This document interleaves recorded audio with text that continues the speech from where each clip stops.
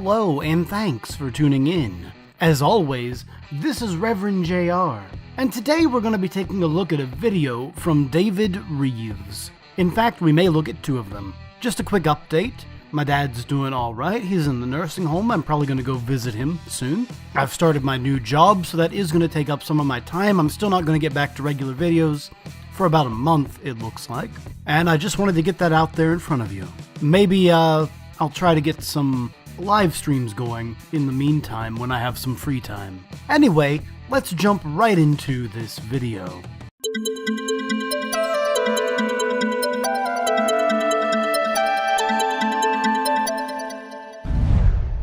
That's right, today David Reeves wants to show us what is a black hole and why does it demonstrate that God is real or something. Let's take a look.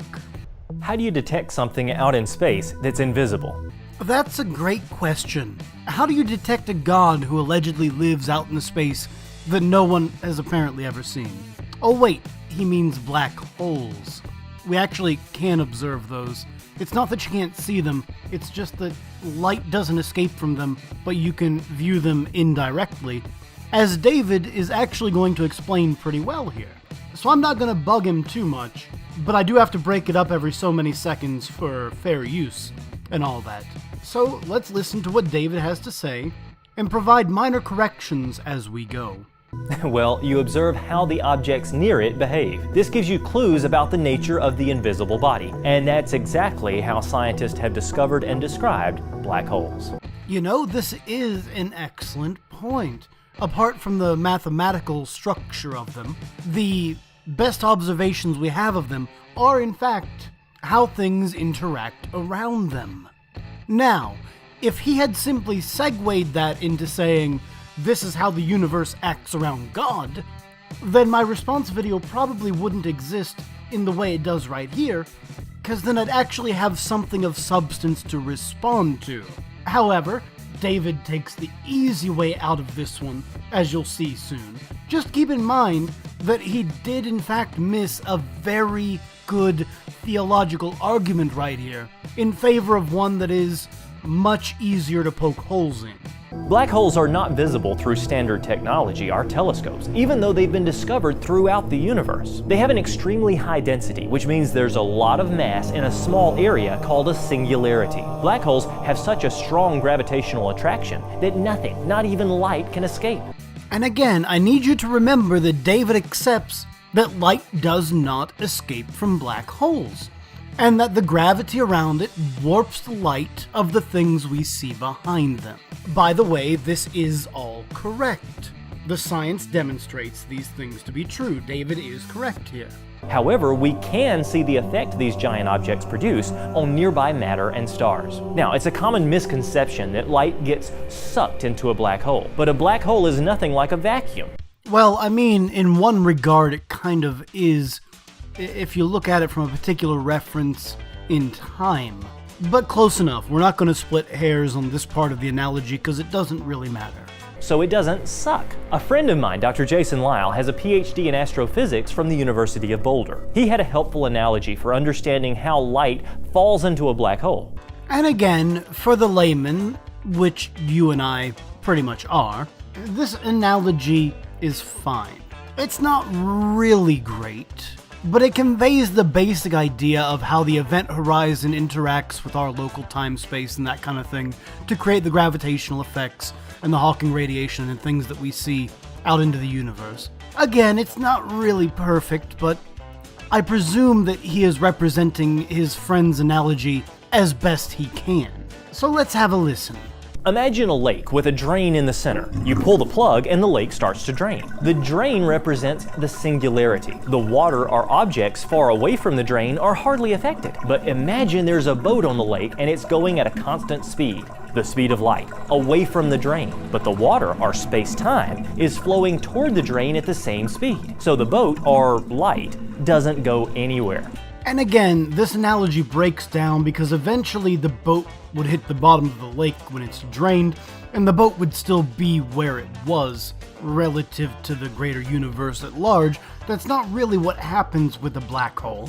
But again, we're using this as a basic kind of explanation for how this works, and it's fair enough. This explains more or less why the gravitational lensing occurs, and so on. You know, the thing that we can actually observe most directly, apart from prediction and mathematical structure.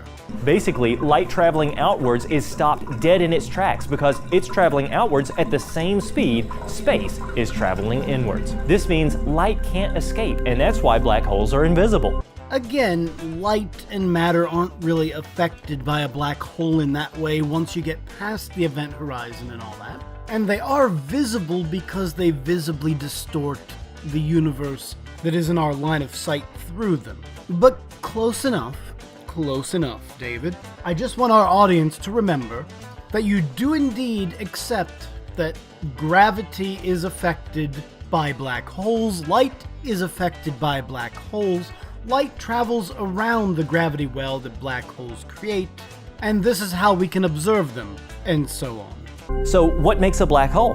Well, that depends on the type. Again, David gives us a reasonable overview of this, so let's have a listen. Stellar black holes are formed when stars collapse, but the star must be 3 times the mass of our sun in order to have the potential to turn into a black hole. Thankfully.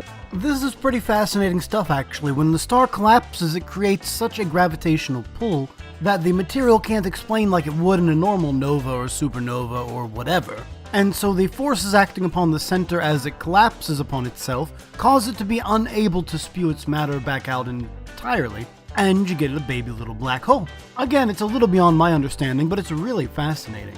Other black holes, such as supermassive black holes, were probably directly created by God. What you meant to say is we're not exactly sure how they form because they appear to have no angular momentum like a regular black hole, which makes them very large and not very dense, but still causes them to act like a black hole.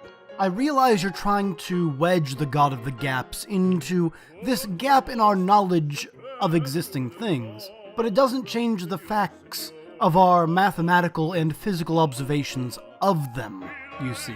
This becomes important in just a minute, and it's not actually the point I want to spend a lot of time on.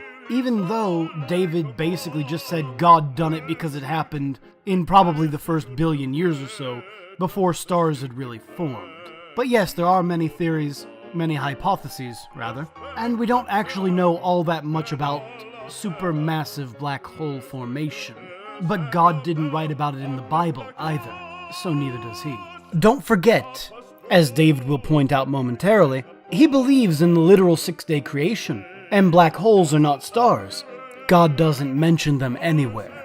Naturalistic scientists have tried unsuccessfully to explain their origin. Black holes were not first theorized to exist until 1916, when a man by the name of Schwarzschild figured out that they mathematically complete the theory of relativity regarding space-time expansion and all that good stuff. And it wasn't even until 1958 that they were proposed to exist in space as regions of actual space. We did not even confirm the existence of one until 1971. That's only about 45 years ago, David, and we've been working on that theory for roughly 60 to 70 years before we discovered it. That's what's happening right this very moment with supermassive black holes. We are in that equivalent period between 1916 and 1971, where we don't quite have the explanation, but we know that we're going to find them, or that we already have,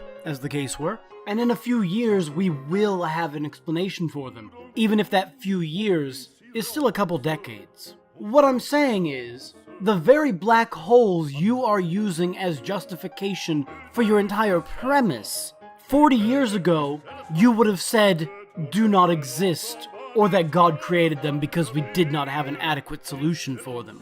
You know enough about this that it seems like you're being purposefully disingenuous. But I'm going to give you the benefit of the doubt because this isn't even the point I wanted to touch on. You screwed this up so terribly that I'm ignoring these points because they're not even the important ones regarding your underlying premise. Just think about that for a minute. Are you paying attention? But some evidence suggests that God created them from the beginning. No, actually, there's no evidence that suggests that. And in fact, the evidence that we have suggests that they formed after the beginning. I mean, they are neither light nor dark. Your God did not create them anywhere in the original creation story. They are not the firmament. They are not the land. They are not the water. Do you see? Our galaxy, the Milky Way, is thought to have a supermassive black hole at the center, but this is a problem in an evolutionary view. See, here's the problem with what you just said. We've actually discovered those black holes in the center of our universe. They're not simply theorized. They actually appear to be there, based on all the information you just used to validate your own opinion on how black holes work in the first place. We have observed them as much as we have observed any other black hole at this point. Granted, we may not have observed the single one right in the center, because there, probably isn't one exactly there. But the point remains, you're wrong, and your own premise demonstrates it. And we still aren't even to the point I wanted to initially deal with. This black hole is orbited by many massive, bright, young stars. Now, in a naturalistic worldview, stars are thought to form from clouds of gas and dust that collapse under their own weak gravity. Well, I mean, there are two major competing theories, the small and big seed black hole, supermassive black hole formation. One of them deals with how dark matter affects the smaller ones. The larger one deals with how vibrant pulses of light actually cause very big stars to stay together much longer than they would have in the early universe. The first stars we can see forming happened around 200 million years after the Big Bang, and the earliest supermassive black holes are somewhere around 800 million after the beginning of the universe. So this gives us some time for very large early stars to form, and based on the proposed mathematics, either dark matter also acted in a similar way and caused excessive gravitational pull that created much larger black holes than we typically create today, or sense rather. And the other one has to do with how the energy is released in those stars as they evolve over time early on in the universe, and caused just enough gravitational flux to allow a star to continue feeding and become even larger than it would in the environment we have in the universe since. Regardless, we do have two hypotheses there, and we are sure to have a few more. The point remains, it's kind of like back in 1916 when the first person theorized it, and in 1958 when we figured out it was actually part of the universe, and then in 1971 when we actually observed them and sense that we've discovered now how they actually kind of work. We're going to do the same thing with supermassive black holes in the next century or so. But despite David's ignorance of all of this, we still aren't to the point I really wanted to get to. But a black hole would disperse any dust clouds before anything like that could happen. And making the problem even worse, these massive stars burn through fuel extremely quickly. They can only last a few million years max. Again, these things we're talking about that happened occurred in the Dark Ages epoch, as it is colloquially referred to, in which the laws of physics were not stratified exactly in the same way that they are today, and we can observe this. So yes, that's pretty much correct. Today, and for the past approximately 13 billion years, or 12.7 I guess, it's been pretty much how we observe it presently. In the future, the laws of physics on a cosmological scale will appear to change as well. And before that first billion years or so, the time we call the Dark Ages, we actually see that star formation and black hole formation and everything worked just a little bit differently because of the relative compactness of the universe and time-space. So again, I don't expect David to understand these things. I just wanted to point out that yes, stars ate their fuel a little differently back then, and black holes caused them to react differently as well back then.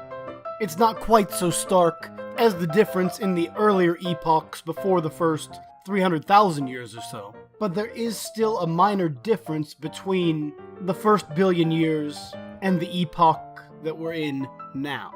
Sorry that took so long, but it's important. And unfortunately, it's still not really the point I wanted to get to.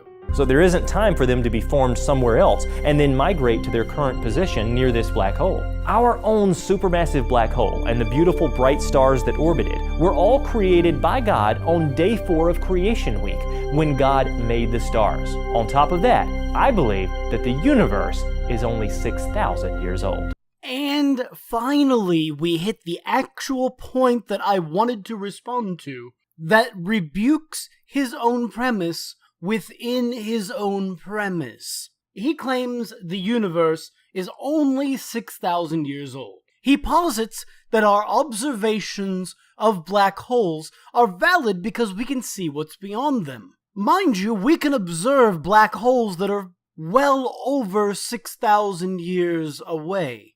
6,000 light years, rather. He accepts that the speed of light is a constant, that black holes can cause photons to not violate relative to their own frame, so that we can get the gravitational lensing that comes around them, even though the speed of light doesn't actually get violated. So David is telling us we can see 13.7 billion year old artifacts that are 13.7 billion light years away being gravitationally lensed by things that are more than 6,000 light years away, even though the universe is only about 6,000 years old in his reckoning. Mind you, he accepts all the science that proves the black holes are there, and he uses those black holes to tell you that other black holes are somehow created by God, even though the fact that we can view things beyond them, more than 6,000 light years away, is contradictory. He doesn't care, because somehow he still thinks the universe is 6,000 years old, even though he just admitted that we've seen things that are more than 6,000 light years away, and we've seen them affected by things that are more than 6,000 light years away. So as you can see, David's argument holds no water, or light, or gravity, or whatever.